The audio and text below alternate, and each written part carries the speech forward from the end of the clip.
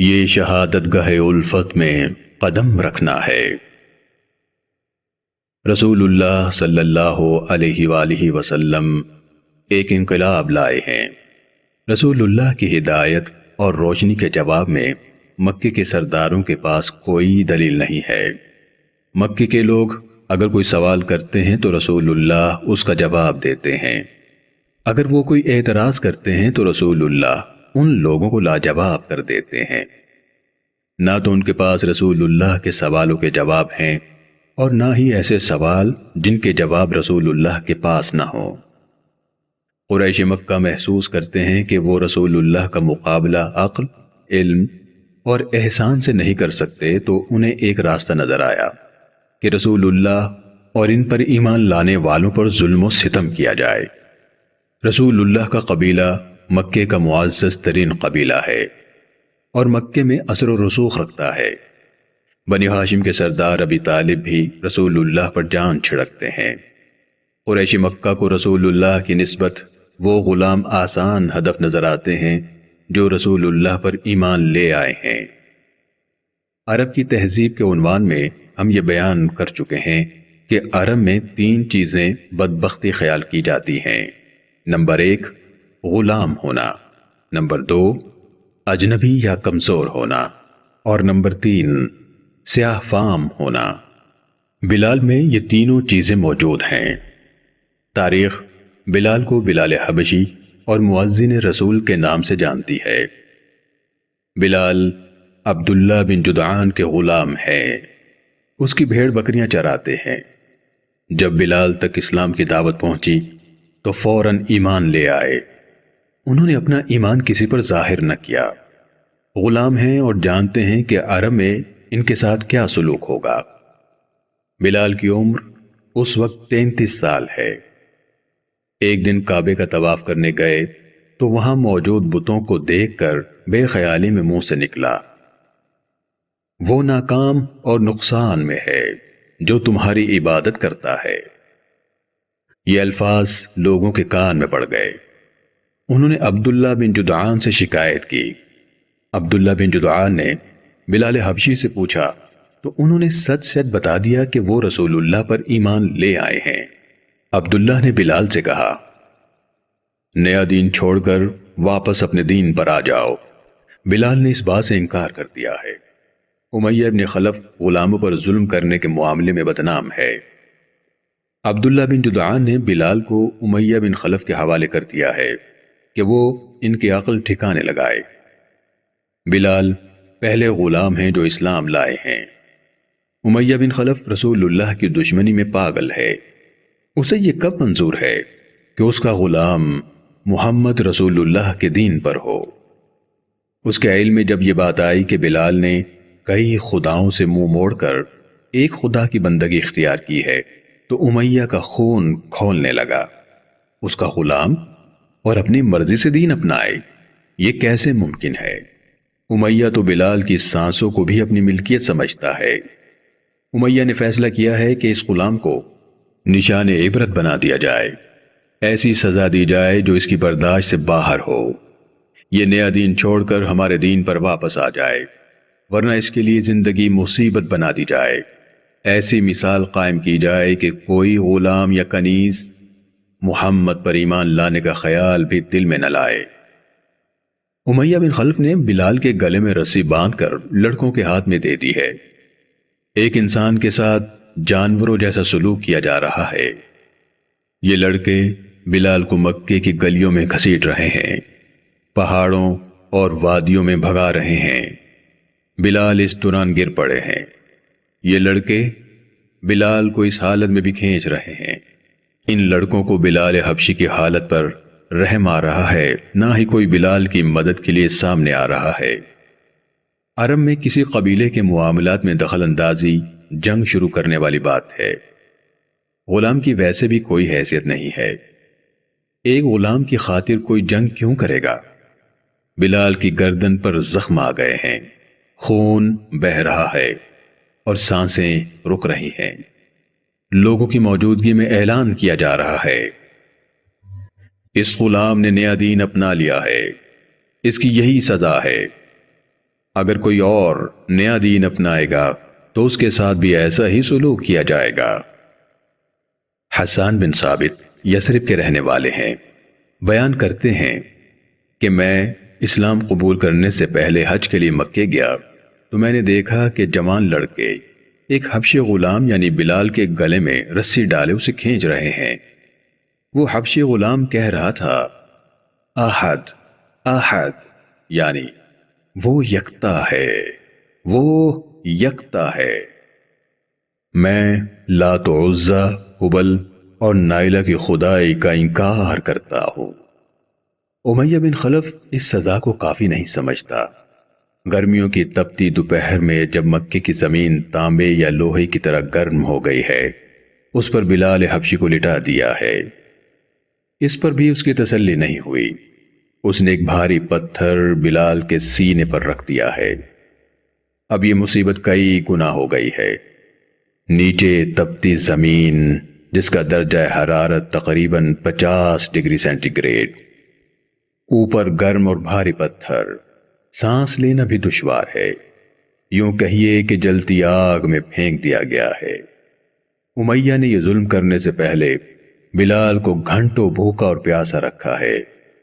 اس سب کے بعد امیہ بلال سے مطالبہ کر رہا ہے کہ محمد کا دین چھوڑ کر لات و عزا کی عبادت کرو، ورنہ یہیں تڑپ تڑپ کر مر جاؤ گے۔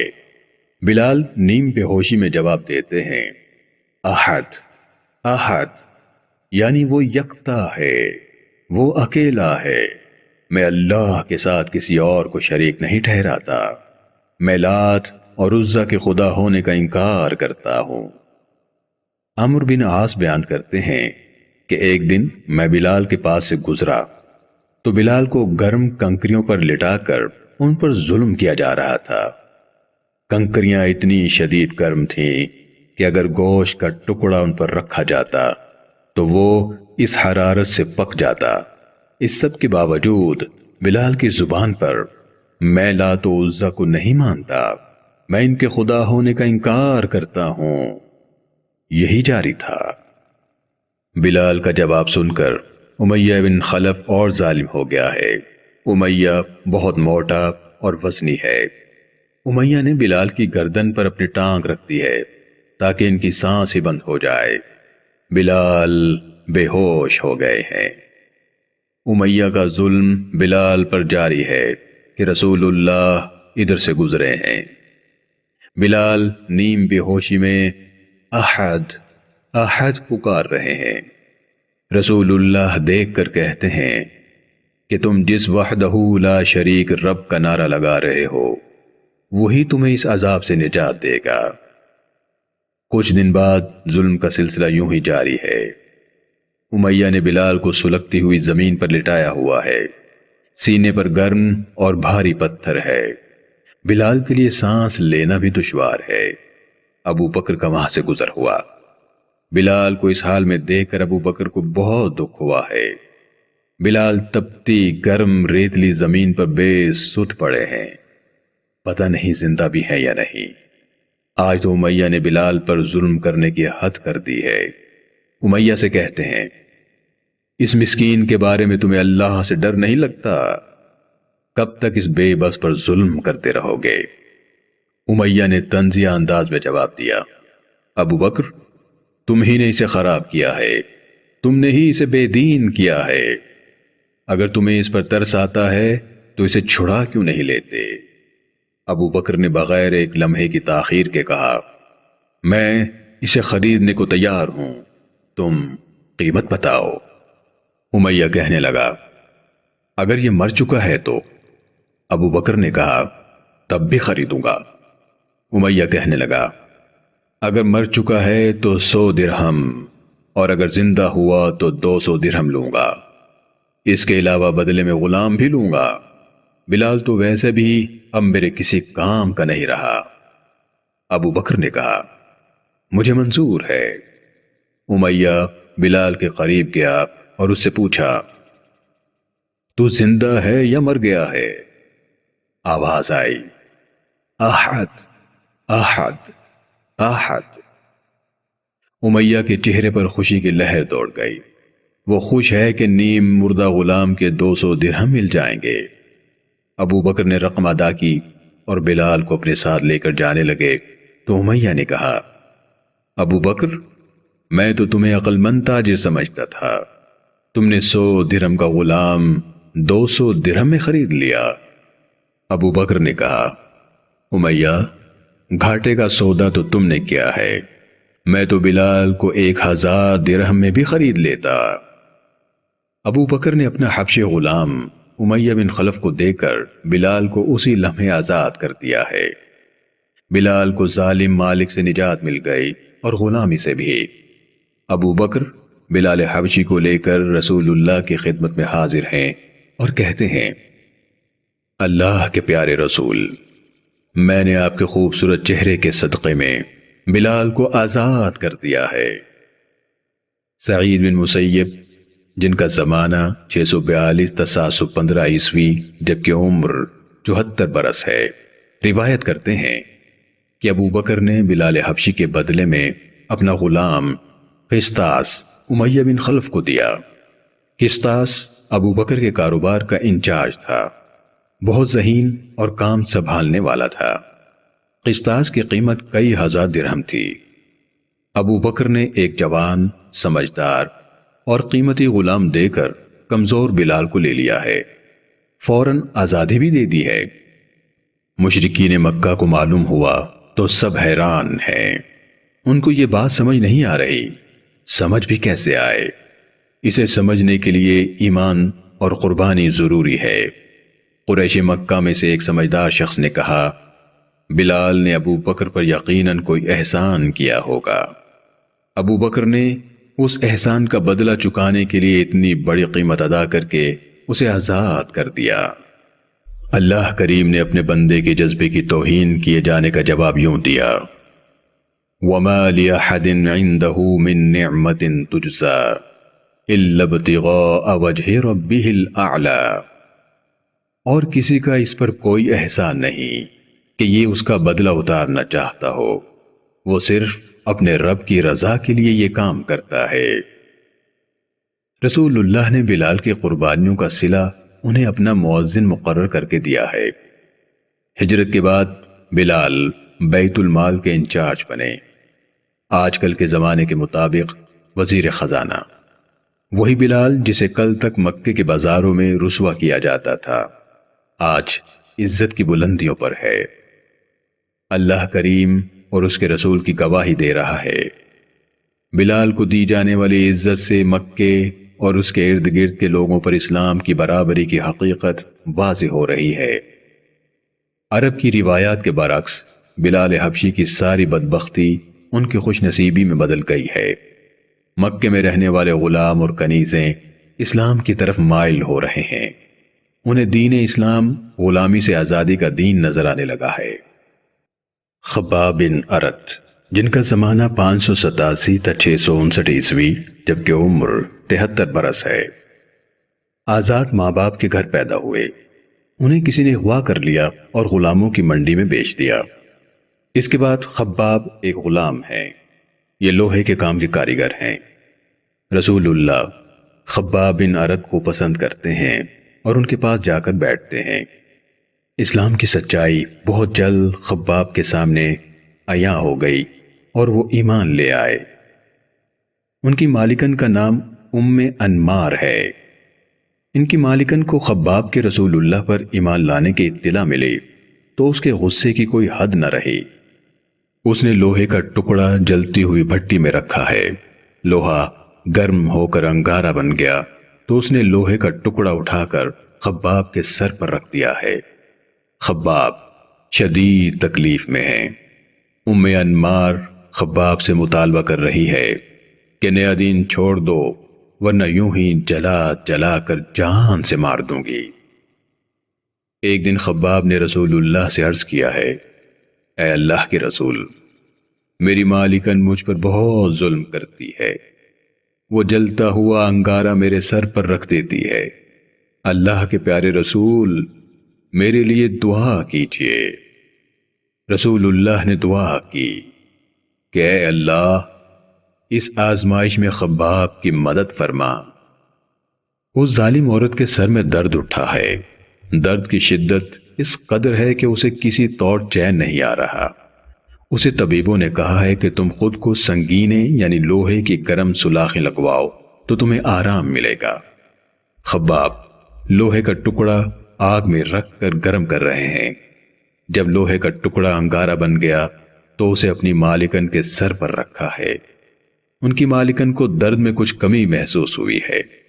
خباب اپنا ایک واقعہ یوں سناتے ہیں، میں لوہار کا کام کرتا تھا اور تلواریں بنایا کرتا تھا۔ مکی کے سردار آس بن وائل نے مجھ سے تلواریں خریدیں۔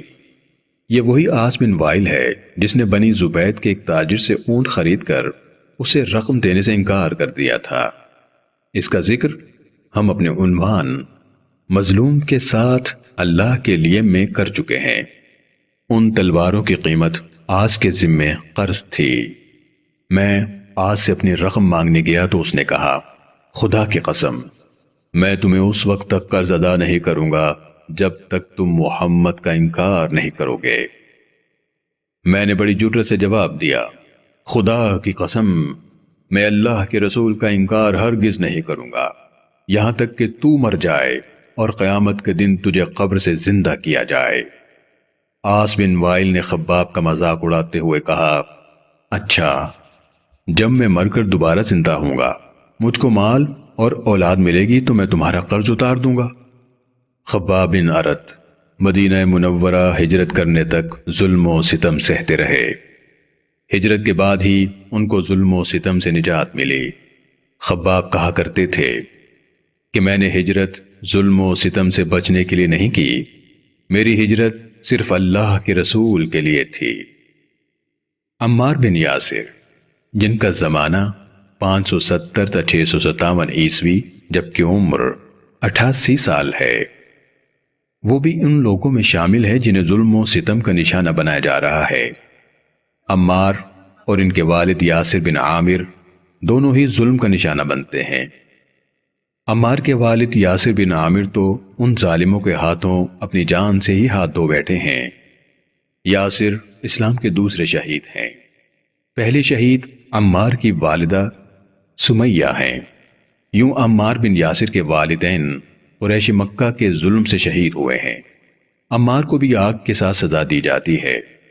عمار ان بے بس لوگوں میں سے ہیں جن کو پناہ دینے کے لیے کوئی قبیلہ موجود نہیں۔ عمار ظلم سہتے سہتے بے ہوش ہو جاتے ہیں۔